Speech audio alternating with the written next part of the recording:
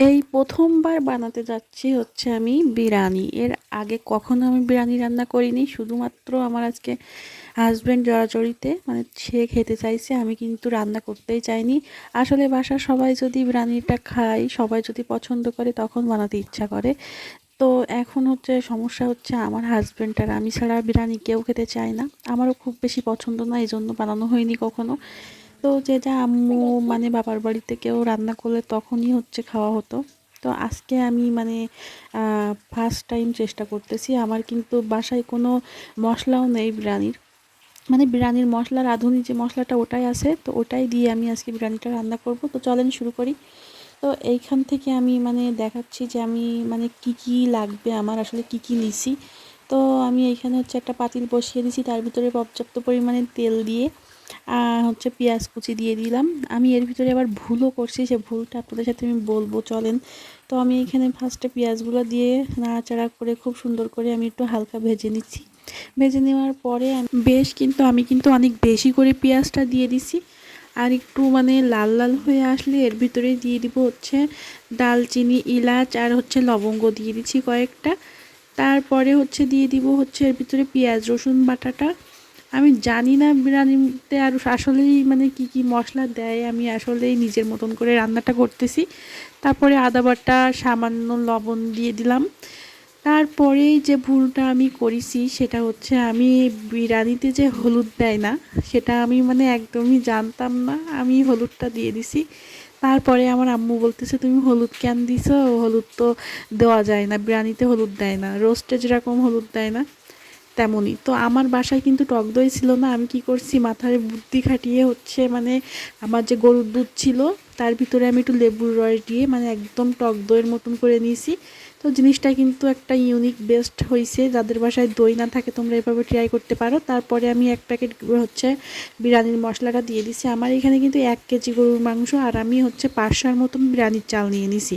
আমার মাংসটা অনেক বেশি হয়েছিল, আর খেতেও কিন্তু অসাধারণ হয়েছিল, একেবারে কিন্তু খারাপ হয়নি, অনেক মজা হয়েছিল আসলেই। তো আমি খুব সুন্দর করে মাংসটা কষিয়ে নিচ্ছি। কষিয়ে নেওয়ার পরে এখানে আমি হচ্ছে যে হচ্ছে লিকুইড যে গরুর দুধটা ওইটাই কিন্তু আমি আর এক্সট্রা কোনো আমি পানি ইউজ করিনি। এখানে আমি যেগুলা হচ্ছে পানি মানে লিকুইড দুধ ছিল সেগুলাই, তো ওইটাই কিন্তু মানে হাফ হচ্ছে সিদ্ধ হয়ে গেছে গরুর মাংসটা। দেন আমি এর ভিতরে হচ্ছে বিরিয়ানির চালটা দিয়ে দিব।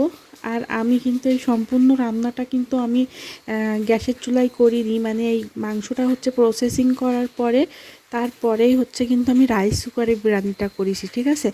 আমি রাইস কুকারে যে মানে সুন্দর হচ্ছে ভাতটা হয়, চুলায় কিন্তু অতটা হয় না, তো সেই জন্য আমি গিলা হয়ে যায় কি কী হয়ে যায়, এই জন্য আমি রাইস কুকারে দিয়ে দিয়েছিলাম। এটাও কিন্তু অনেক ভালো হয়েছিল আসলেই। বিরিয়ানিটা কিন্তু আমার কাছে অনেক বেশি মজা হয়েছে, মানে অল্প মশলা দিয়েও কিন্তু এটা বেস্ট ঘরোয়া উপাদানে, মানে বেশি যে হচ্ছে একটা ফ্লেভার আসে বিরিয়ানি সেটা কিন্তু না। অতিরিক্ত মশলার জন্য কিন্তু আমাদের অনেক গ্যাস্ট্রিক হয়ে থাকে। তো আমার বাসায় যেহেতু সবাই কিন্তু অনেক পছন্দ করেছে, ফার্স্ট টাইম করেছি।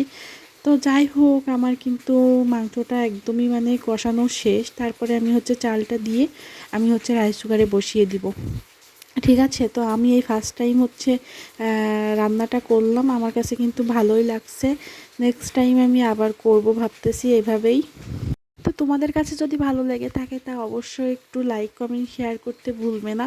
তো আমি এই হচ্ছে খুব সুন্দর করে হচ্ছে এটা আমি মানে গরুর মাংসটা বেশি দেওয়ার ফলে কিন্তু অনেক বেশি মজা হয়েছে। যে কোনো জিনিস তোমার বিরিয়ানি বলো হচ্ছে খিচুড়ি বলো, মাংসটা একটু বেশি দিলে কি হয়, মজা হয়, অনেক বেশি মজা হয়। তো এটা কিন্তু আমার মানে দুপুরে রান্না করেছি আমি।